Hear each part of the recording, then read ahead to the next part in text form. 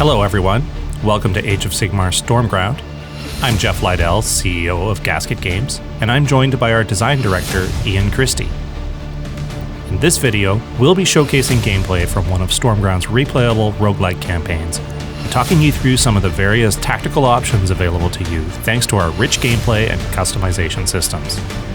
Before jumping in, Age of Sigmar Stormground is a deep and dynamic turn-based strategy game based on Games Workshop's iconic IP, where every piece at your command can be used in a variety of ways in fast-paced, decisive matches.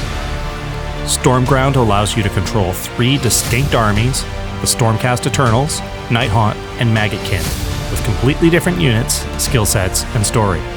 Today we play the Stormcast Eternals against the Nighthaunt with the help of Ian, so without further ado, let's battle. Okay. So this is a mission that's much later into our campaign in the first difficulty level. This is like one of the 6th missions that you'd be fighting in a given run, and the enemies are a lot more challenging. We've got some level 2s mixed in there. Our top levels are level 3, so there's a lot of higher level troops for me to contend with. It's something I need to be very careful about.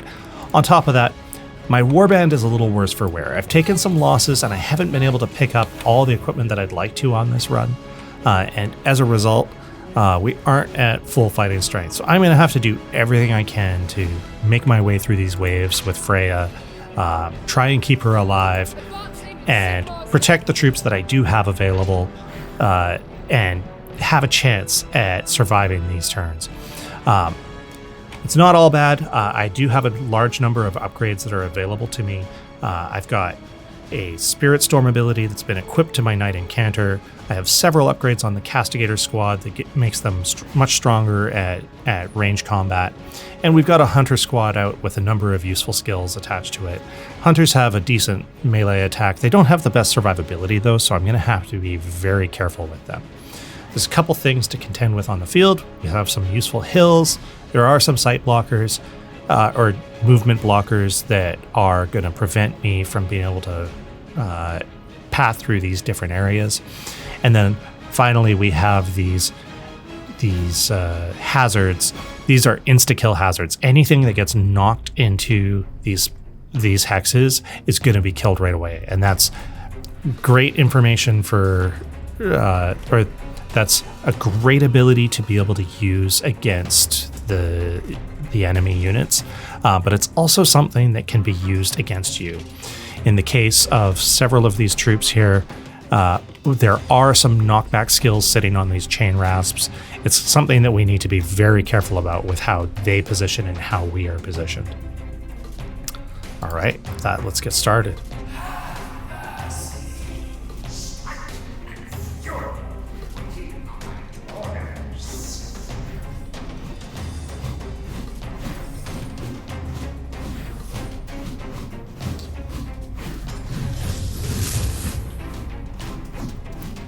These chain ghasts up here that are twirling their ghast flails, they are going to attack this position in the next turn. And I need to be very careful with that because if I stay here, that attack's going to hit me, and that delayed attack is stronger than the standard attack.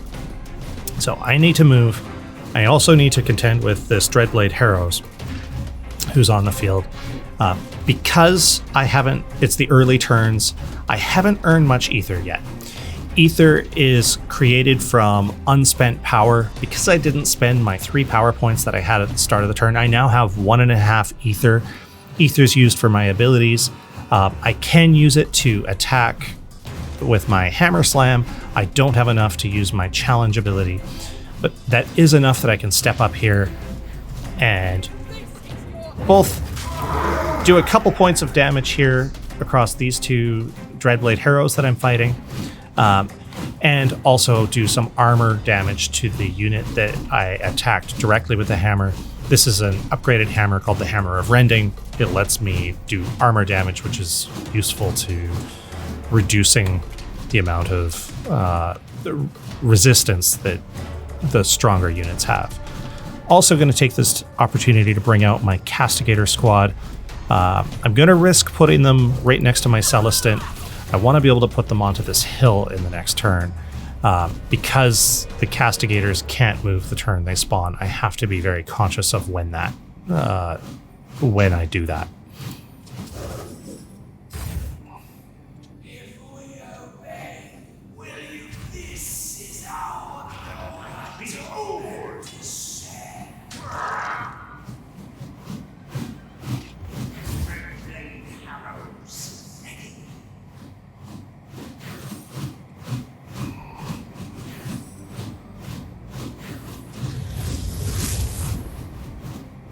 Okay, so a bunch of things have happened here.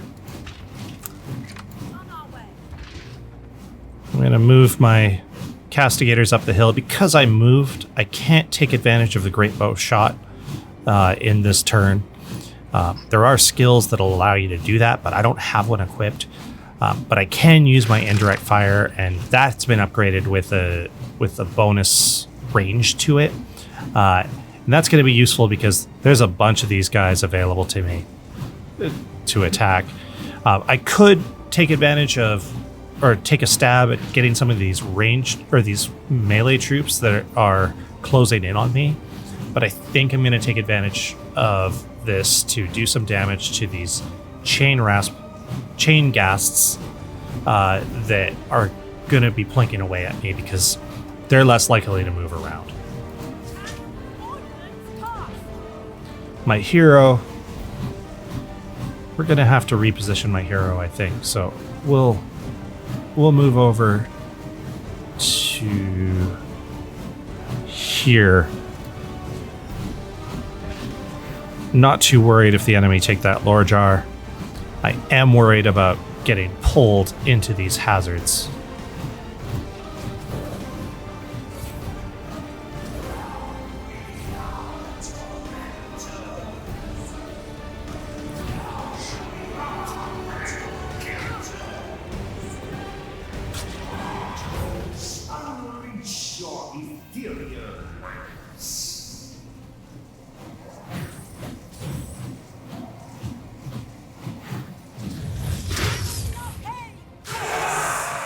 We move forward in the battle to go directly to another situation where we have to use our best strategy to defeat the opponent. Okay, this actually is a perfect setup.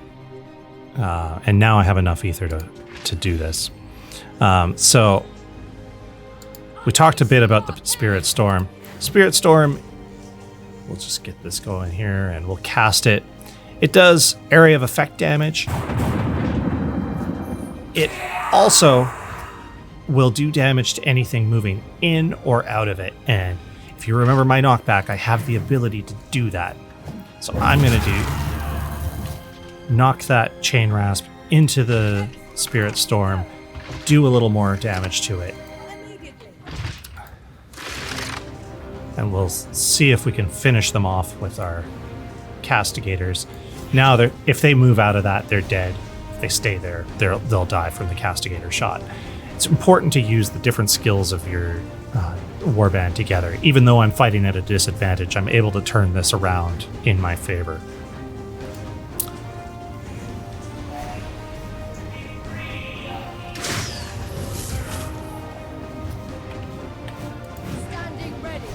Here, we'll pick up this chest.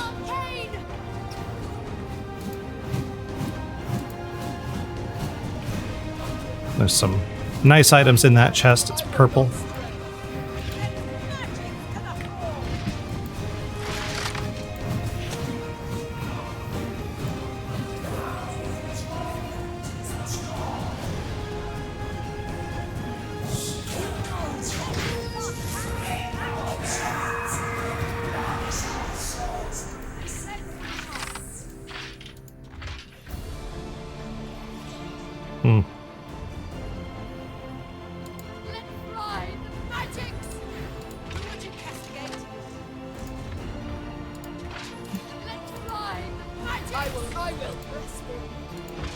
We're just gonna polish off this chain ghast.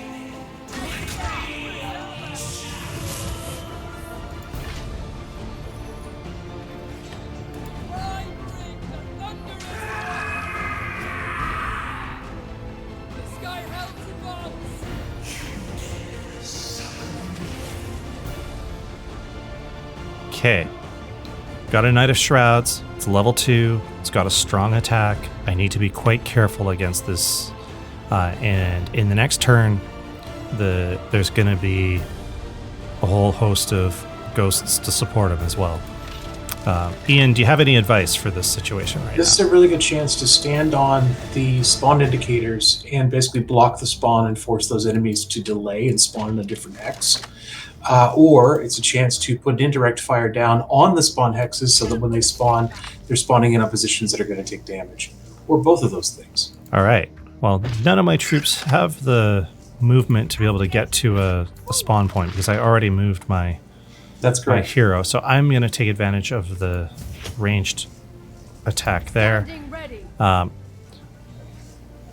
also going to knock this guy up against the wall.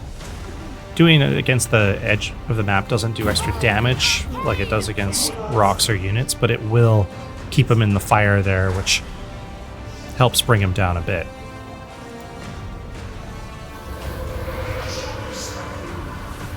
Got a lot of units on the field now.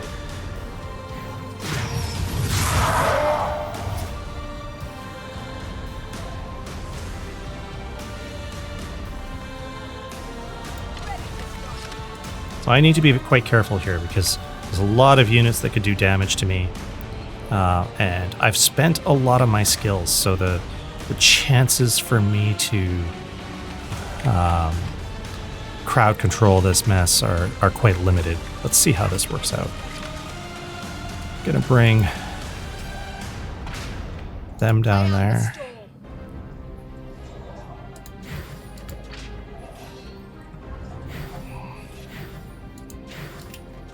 We can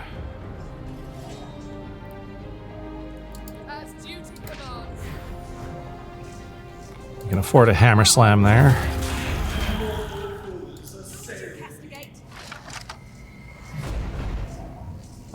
I think most of these troops are going to close in on my hero, so I'm going to try and fight that there.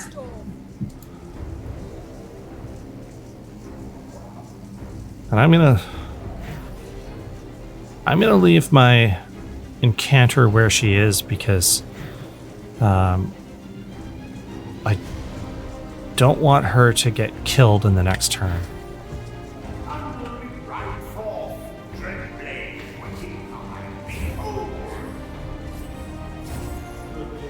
It would definitely make a big difference if you can know the skills going. Okay. So we do have a few options now. This is going to be... I got to be careful.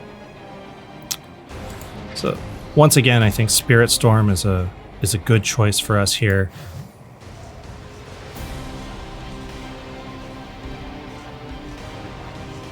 I can drop it directly on the Dreadblade Harrows.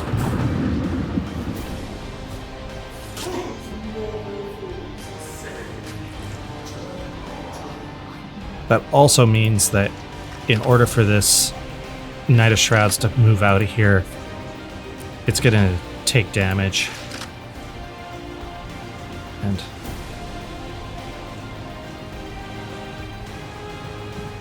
I'm not saying that won't happen, but gives me some choices. I'm going to try and bring my hero around here. There's hopefully something I can do if we survive these turns.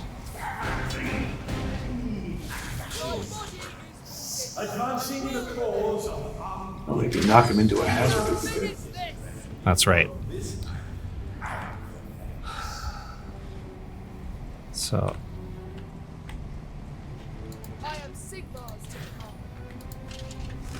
we have a couple opportunities available to us. This might be a superior force for me to fight through, but fortunately the Knight of Shrouds has opened up a weak spot here. My Incanter should be able to knock him off, put him into the hazard, and because it's an assassination mission, we win. The disadvantage of doing that is I don't earn all the experience I would have if I had killed the troops that were there. But in this case, it lets me live to fight to the next mission. If you end up dying, you have to go all the way back to the beginning because it is a roguelike game. And that is something that we want to avoid. I've earned a Thunderlance skill. This is a rare item available to me. I can equip this on units like the Paladors or the Prosecutors. I haven't unlocked any yet. And I've also earned a Rare Spirit Flask and a Vengeance skill. This is another Prosecutor skill. That would have been a really good unit to field this time around, but maybe they were in some of the earlier chests. And we've earned a new lore card. Then, it's up to you to learn how to create the best synergies with all these new war gear and abilities, and also explore Stormground's lore via the War Spoils menu. There are over 500 items to collect for great playstyle variety for each faction. Thanks for watching this gameplay of Age of Sigmar Stormground. We hope to see you on the battlefield when the game comes out on the 27th of May with crossplay between all platforms.